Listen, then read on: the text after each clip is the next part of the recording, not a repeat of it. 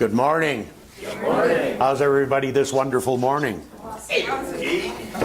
Well, it's interesting, this idea of the human balancing act, you see, and that's something that we deal with on a moment-to-moment basis 24/7.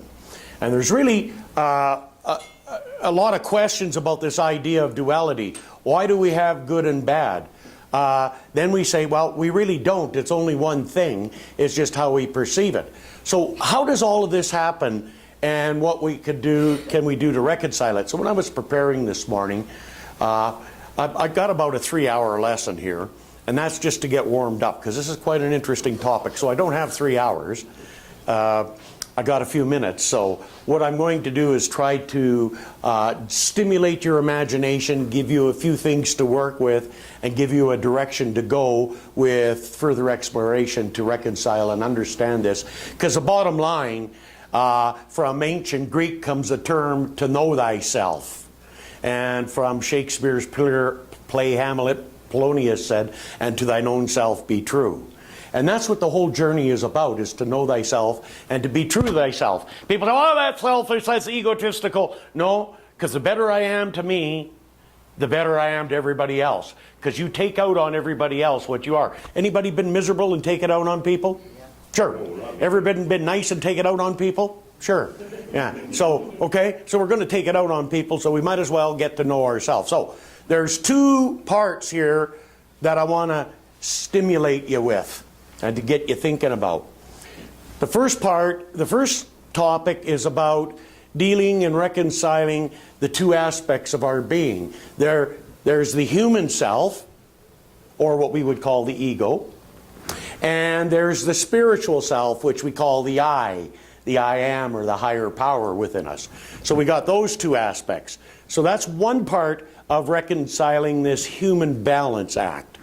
The other part is something that requires a lot more deeper understanding and investigation. That is understanding that everything that exists in form has an energy field around it, and around that energy field is a polarity. So what that leads us to talking about in the second point is polarity and the dark night of the soul. So that's scientific. And this other part is practical and spiritual, and you bring the two together and you got it. So I'll give you some ideas about how to do that. Okay, so let's talk about, first off, the ego self. One of the finest books that I've ever come across to help me get an understanding on this is called My Ego, My Higher Power, and I, by a guy by the name of Jerry Hirschfield. Excellent book. And he really gets a good explanation to get this going for us. So I'll read it. It's a few pages here, but it's really worthwhile listening to. He said, the spirit part of our soul, our I, knows that we are here in this life to learn certain lessons. That's what the soul is here for, the journey. And build individual strength. And it knows what these lessons are. Possessing far greater wisdom than our egos, our eyes also know that the goals set up by our egos will not help us learn these lessons. In fact, satisfaction of our ego goals always delays our learning the true lessons our soul wish and need to learn. So our ego failures are also helpful to our continued growth towards discovering the higher power within us. Our souls learn more through the ego's failures than they do through its successes. This should not be interpreted to mean that our souls or God want our egos to fail, or that they want us to suffer. Rather, it means that when the ego sets goals which are counter to the soul's growth, and which the ego insists on achieving without proper preparation, it is bound to fail. And when it does, the soul is one step closer to liberation, from its liberation from the ego's domination.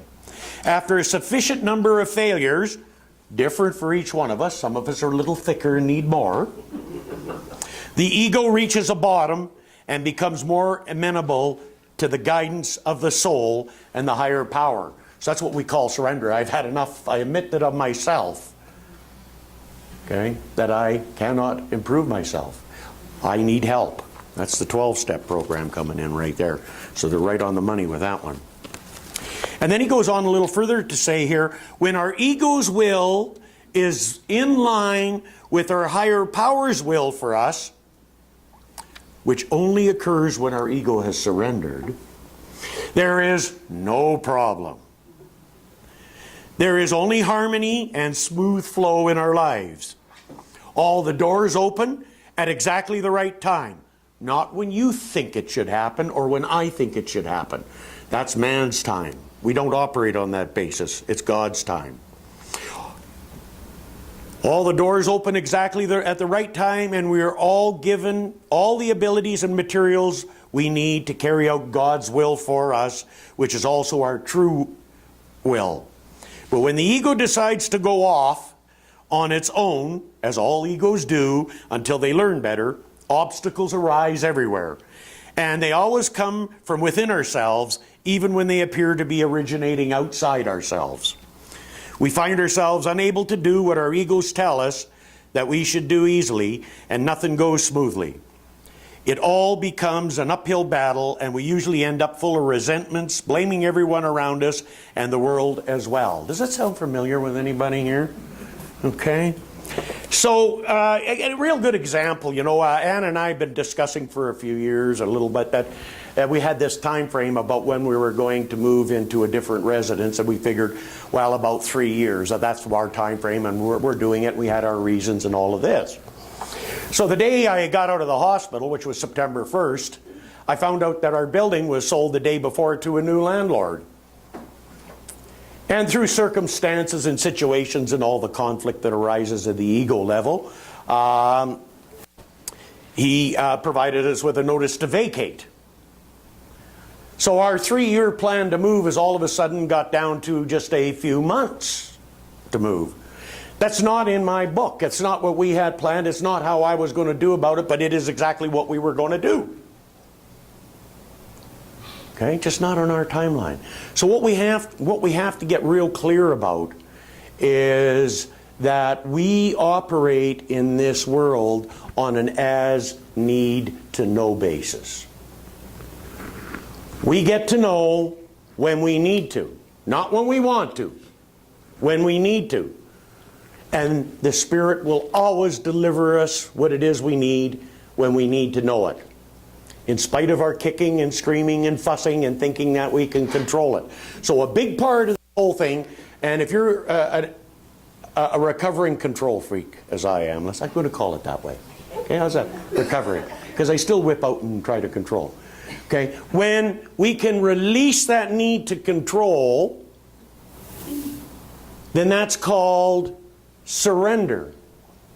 And when we work with trust and faith, that's a declaration that our egos are not running the show no longer, that we're opening up to the higher power or the Spirit to run that show.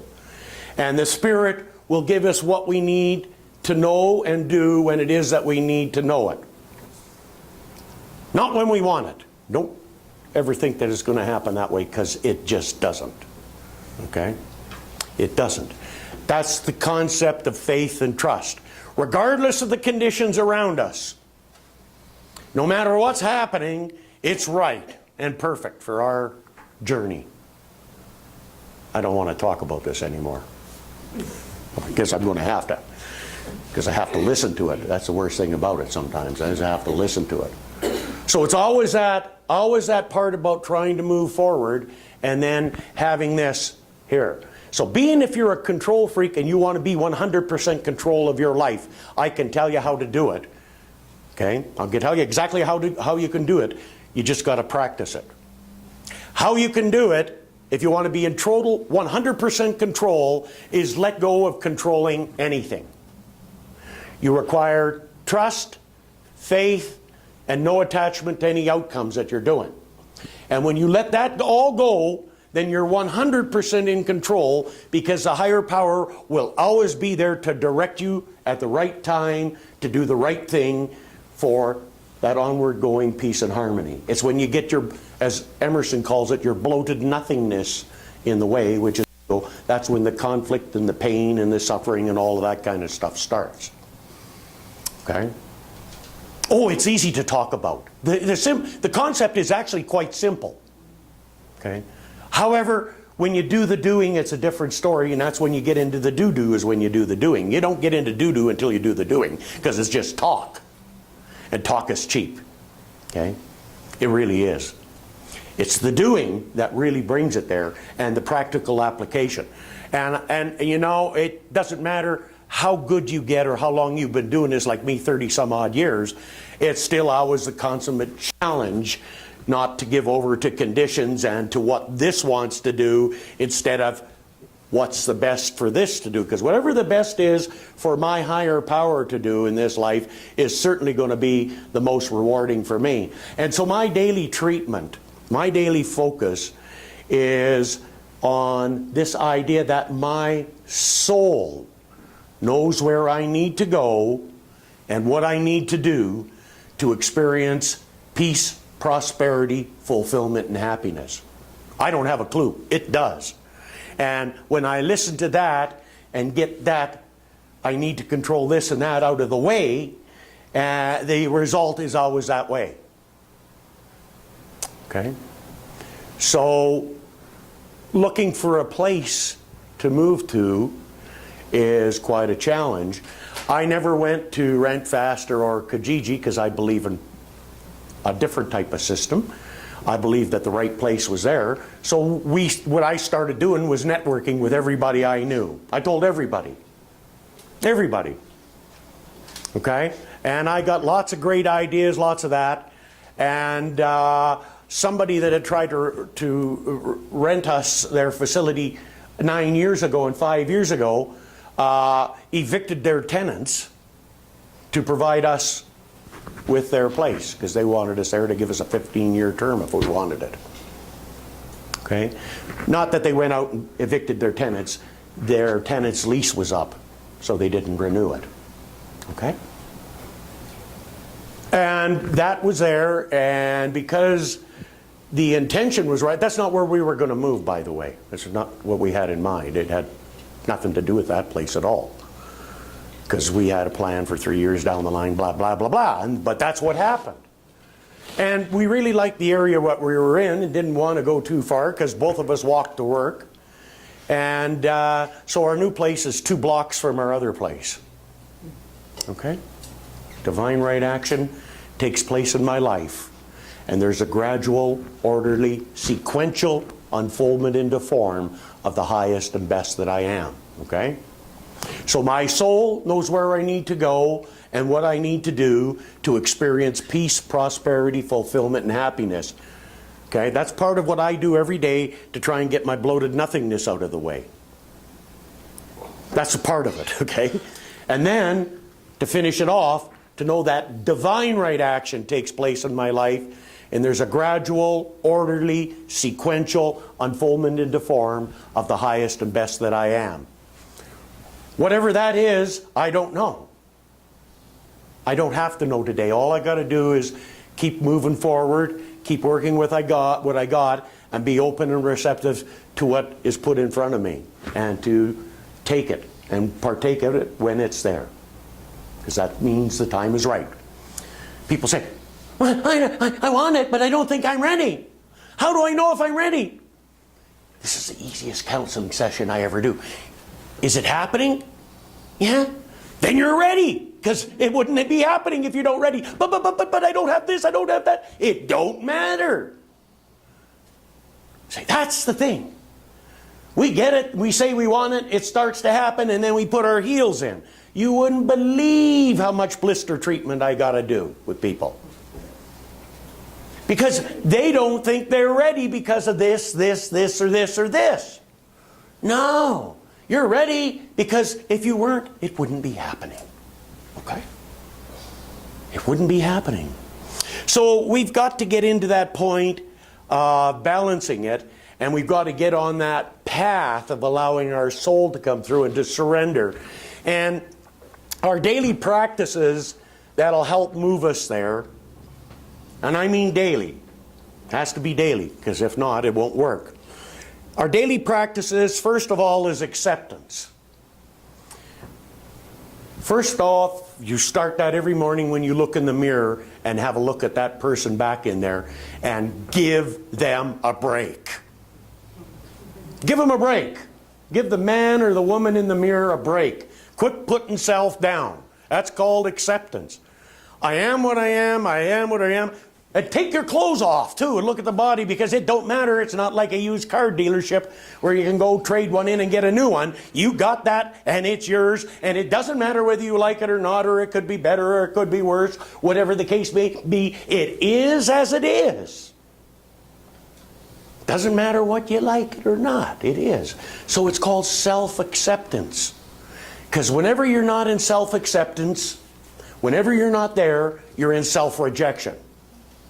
And if you're in self-rejection, what you got to think is, if I'm rejecting myself, why would I want to hang around with a person like that? Okay? If you're rejecting yourself, then why would you want to hang around with a person like that? But yet you're trapped. You're trapped inside self. So it's all about learning to accept the self the way you are. Once you do that, then you can make some good changes and change some things which you can change.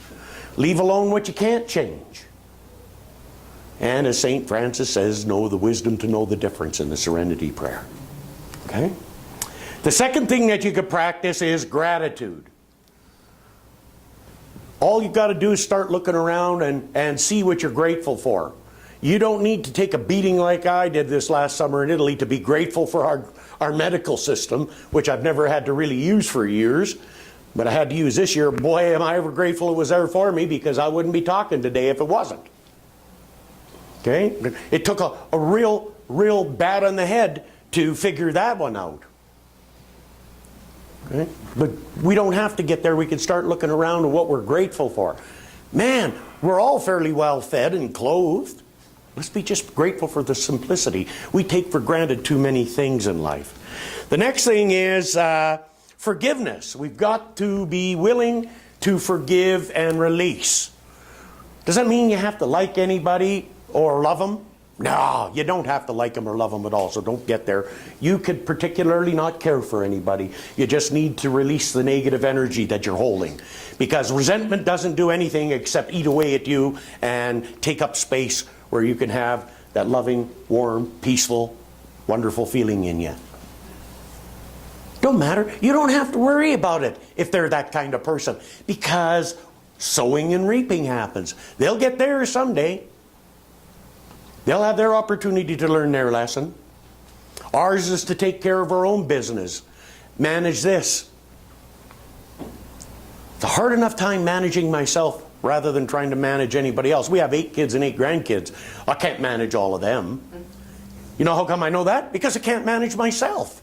That's a full-time job. I even had to hire Anna to help me manage myself. And you got to tell her, she got to work at that. Okay?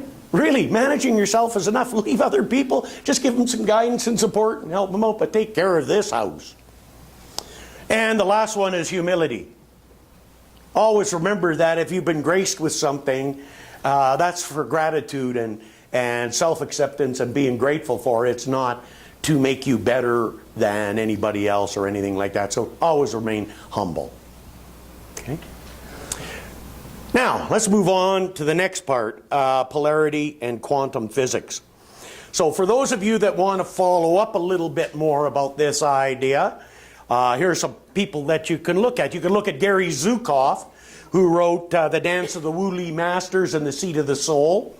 Or you could look up Fritjof Capra, who wrote The Tao of Physics. Or you could look at Thomas Moore, who wrote The Care of the Soul. And this one, My Ego, My Higher Power and I, is by Jerry Hirschfield. And even in Matthew chapter 6, verse 24, after the Lord's Prayer was iterated by Jesus, he goes on a little further to tell, no man can serve 2 masters, for either he will hate one and love the other, or else he will hold to one and despise the other. You cannot serve God and mammon. So basically, what he's telling you is, what we're talking about is, we have this aspect of our being, the physical part and the spiritual part, and they work together, but you have to serve one. You can't serve them both. If you serve the spiritual way, you follow the spiritual path and integrate. If you follow the ego, then you're going to deny the spiritual path, and you're going to have to take your lumps as they come. And they will come. Okay? Most of us, like me, have to be hammered for 30 years before I said, gee, I don't want to do this anymore. What am I going to do? I need help. I surrendered. I used to think I didn't know what surrender meant, but I surrendered because I didn't know what to do. I needed help. And all you're going to do is have the courage to do that. And it don't matter what kind of mess you're in, or how many years you've been doing. I had 17 years of crime and violence in my life, and I turned and I said that, and I got the guidance I needed. So it's always there for you. So, polarity and quantum physics. Imagine yourself looking at your bathtub full of water. And it's all just water. There's no this water, that water. It's all water. Now you've got a cup. A cup has form, and you could take that cup and you could pull water out, and that water will be sustained and held in that cup. You could put that cup back in, and it could float, and it could still be distinct from the rest of the water because it's got form. Okay? So everything that exists in the perception of form in this physical universe, whether it be this or this, is all part of this whole we know as God, but there's a distinction that we can see, and every form has an energy field to support it. We could do that. We could put our hands close to each other, and as they get close, we could feel each other's energy. Okay, people call that your aura. Nobody understands that what the aura is. It's an energy field that holds all these molecules and this energy in place to be this body, which this soul occupies in this physical experience. So if you change the energy field, you change the form. Every energy field has a polarity to it. It has a positive and negative pole. So this is the idea where duality comes in. Because on one side, we see an optimist. On the extreme other side, we see a pessimist. And in between is an assertive individual. And we play that balancing act all the time. People say, oh, they're the opposite I am. And I said, no, they're the same. Well, they're a pessimist, I'm an optimist. You're just two ends of the same stick. There isn't a duality, it's all one. It's just which end of the stick are you going to play on? Okay? And we are automatically always playing on this stick, whether we know it or not. Because also our qualities or talents have this energy field around them. And I call it the pendulum in my program I teach. I go way up here, and that's my strength. Because my strength is I'm pretty good at public speaking and talking and teaching. That's probably one of the best things I do. And then whew, it'll swing over here to the other side, and there are certain circumstances and situations that I had in my life, and I couldn't even talk about them. I couldn't even deal with them. And I can guarantee you there's probably stuff that you can deal with, but I couldn't. I didn't know what to say or how to do it. So in my past life, I'd get really obnoxious or really big and intimidating, and people would back away from that. So I honestly was one of my demons, and it took me 2 years doing one-on-one counseling, 1 year one-on-one, 1 year group counseling, for me to learn how to express myself in a sentence or two about how I was really feeling on the other end of that. I spent 2 years learning how to express myself. And I can do it now if I'm in those situations, but I am very slow and I stutter, I stammer, but I can get it out. Okay? And for over 40 years, I couldn't do it. Yet, you put me in the middle of some of the most terrifying situations you can find, I can walk in and deal with it, no problem. I could talk, I'm good. I'm excellent at it. But would you ever have guessed that? No, I would have never guessed that till I found that out. So that's that polarity of your talent. It goes like this. Okay? And so at a deeper level, and this is just to stimulate your thinking on that, because we don't have time to go into it a lot, but I want to just take it back into science and some of the work like Fritz Capra and those people do in quantum physics. And one of the concepts that you'll see in a lot of deep mysticism books, it's called the dark night of the soul. Because you see, the soul is the closest part that we can identify with in our journey to this idea of God, whatever, it's so vast we can't understand. But we know it's all one, just like the ocean is water, but there's different things entertained in the ocean that have different experiences. Okay? But it is all one. And so for the soul to exist and have its own identity, at a deeper level, at a mystical level, the soul has a polarity field in it. And so there's the light, and then there's the dark side. And that's that thing that we have the most difficult time understanding and reconciling. And that's what a lot of the great mystical writers talk about, the dark night of the soul. Because that part is there. It doesn't mean it's evil, it doesn't mean it's bad, it's just the other end of the stick. And that's where we get those strange ideas that we really don't think of on a day-to-day level that an ego wouldn't do. But you know that really kind of strange thinking that just doesn't sit right, that you never tell anybody about? You know that stuff that you don't talk about to anybody? You know what I'm talking about. Everybody here does. I know everybody does. Okay?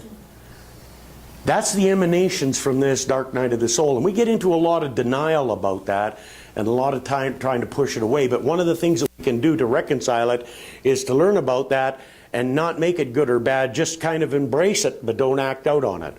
And then that way, at that deeper mystical level, it takes a lot of work and a long time. I'm still learning about this, just to bring ourselves into that wholeness in there and not create a distortion at that deeper level. So that's, the one is more practical. We can work with the energy field. I could work with anybody here on energy fields, checking that out. And that's the basic premise behind spiritual mind healing. Okay? So for example, one of the clients I had one time that I was working with had an inoperable brain tumor and had been wrote off here. And they had a appointment down in the Mayo Clinic down in California, Last Hope, for this person. Then they had heard about spiritual mind treatment, got a hold of somebody, and we did some prayer treatment work. So what a practitioner does is it knows the truth about the perfection. And it creates, the practitioner through their prayer creates this idea of whole, perfect, and complete. And that creates an energy field and sustains it. The patient or the client is to be open and receptive to this idea of whole, perfect, and complete. Then there's a symbiotic transfer at that level of this new idea to the consciousness of the receiver. And as that's accepted, then what happens is that dissolves the energy field around the condition, and then the person has what we call a healing. They call it a miracle or whatever they want to call it. Okay? This lady goes down to the Mayo Clinic after we do the treatment, and they dress her right down, up one side of her, the other side, about wasting her time, their time, and how could she do this. And when normally she would have been, you know, taken quite a beating from these people, but they can't find the tumor. No, she wasn't mad or upset about it. She was, oh, well, they can't find it. It was gone. Okay? It's creating that energy field, and then there's that total acceptance. So a lot of times when I do work with people that are on the edge of death, what I do and what my treatment is, and I do this all the time, I do the same treatment. I hold and support the individual in a vision of life, surround them in the bright Christ light, and know that only goodness is attracted to them, and I do the treatment based around that, and then one of two things happen shortly thereafter. They'll either have a recovery or they'll die. What you have to realize is sometimes passing is a healing. It's their time, they're ready. So when I go to see people now, before I get to the hospital, I always stop and do that prayer, and I go in there, and 8 out of the last 10 times they said to me, you just missed, they just passed. Well, I knew they were doing that because I set the tone and I prepared it before I got in there, so there was no other distortion, so I could be real clear, and I'm out of the family's energy. So I set that tone, and that helps the person make that transition. Okay, 8 out of the last 10 times, within 2 to 3 minutes, I stop out front and I do that, and then boom, go in, they just passed. Because it's better for me to do my work away from the other people than it is in that room with that energy. I can do it better that way and be more clear. Okay? So it happens that way. It's not my jurisdiction to determine what that means. It's my jurisdiction to prepare the way.